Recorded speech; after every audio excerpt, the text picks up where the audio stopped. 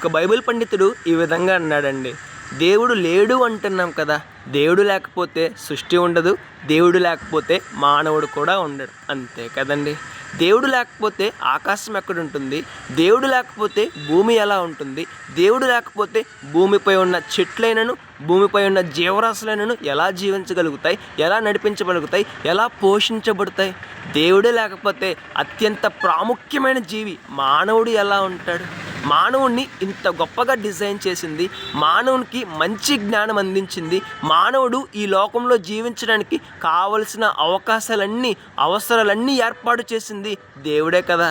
మరి దేవుడే లేకపోతే మానవుడు ఎలా ఉంటాడు? ఒకసారి ఆలోచన చేద్దామండి. దేవుడు ఉన్నారు.